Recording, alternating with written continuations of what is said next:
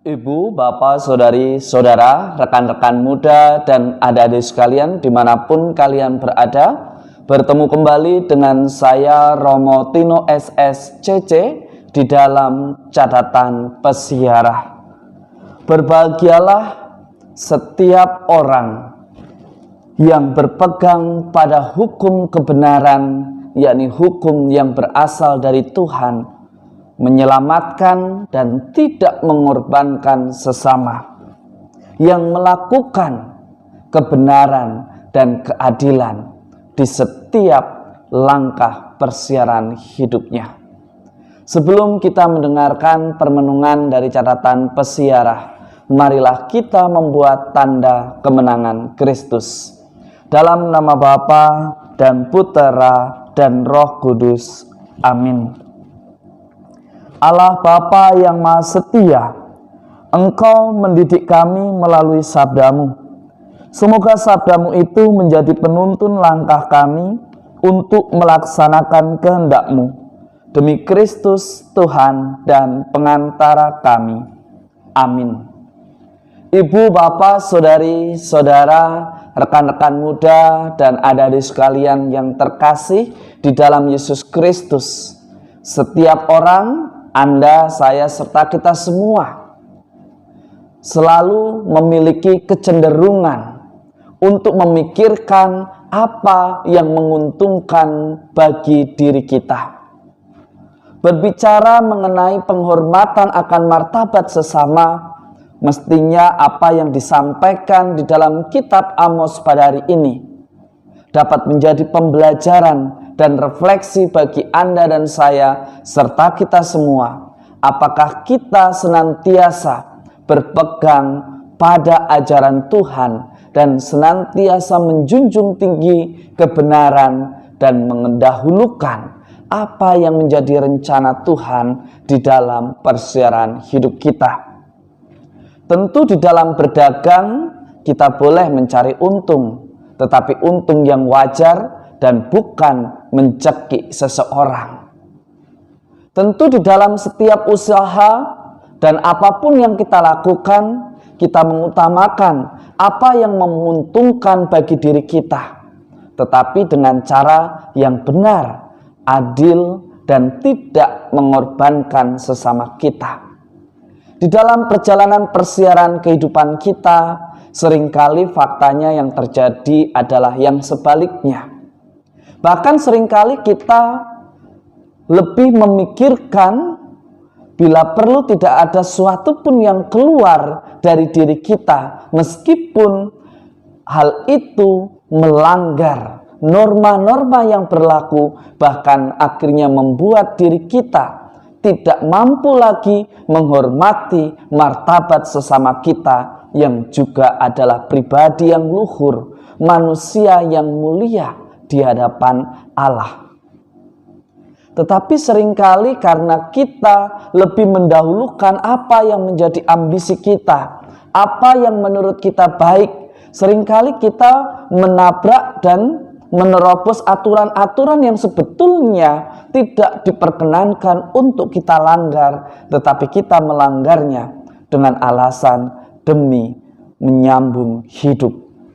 Betul bahwa Anda dan saya serta kita semua harus menyambung hidup. Tetapi jangan sampai cara kita justru semakin membuat Anda dan saya serta kita semua semakin jauh daripada Tuhan. Ingatlah, doa orang benar didengarkan oleh Tuhan. Di dalam iman ada pengharapan, dan di dalam usaha senantiasa menghadirkan berkat jika semuanya dilakukan dengan sukacita seturut rancangan Tuhan kita. Di dalam Injil suci menurut Matius pada hari ini, kita mendengarkan sebuah ajaran yang sebetulnya bukan sesuatu yang baru, dekat dengan kita.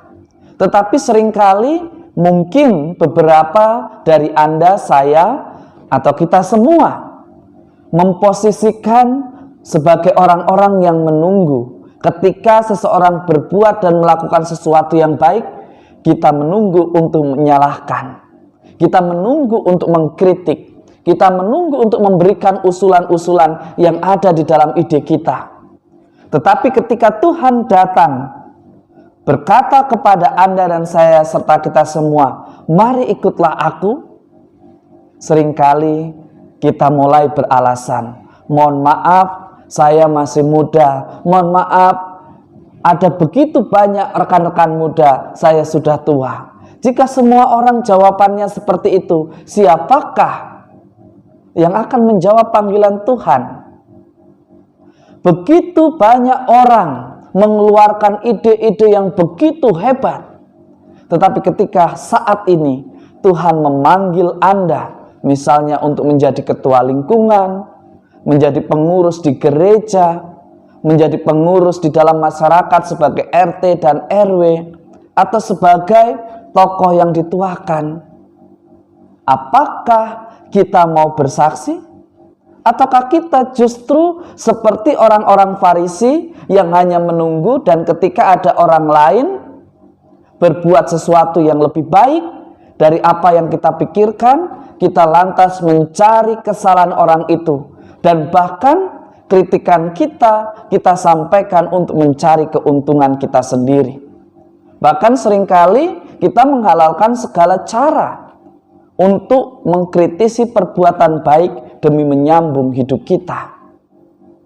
Tetapi Tuhan menghardik Anda dan saya serta kita semua. Jangan mengatakan bahwa Anda dan saya tidak layak. Jangan mengatakan bahwa ini belum waktunya. Tuhan dengan tegas mengatakan bahwa bukan orang sehat yang memerlukan tabib, melainkan orang sakit. Tuhan kita datang bukan untuk memanggil orang benar, melainkan orang berdosa. Jika Anda dan saya serta kita semua merasa tidak pantas, mari jawablah ya atas panggilan Tuhan, atas ajakan Tuhan melalui sesama kita, melalui orang-orang yang dipercayakan Tuhan untuk mendampingi kita, untuk memanggil dan mengajak kita untuk berani terlibat. Karena justru lebih baik jika pribadi itu mengakui ketidakpantasannya, tetapi mau mengikuti, mau menerima tanggung jawab yang diterimanya, mau berusaha sebaik mungkin, karena Tuhan yang akan melayakkan sendiri. Karena Tuhan yang akan membuat kita mampu. Yang terpenting adalah beranikah kita menjadi pemimpin atas diri kita sendiri. Seringkali kita dikalahkan oleh rasa takut. Karena merasa tidak mampu, karena sibuk, karena mungkin malas. Tidak mau disibukkan oleh orang-orang yang hendak kita layani.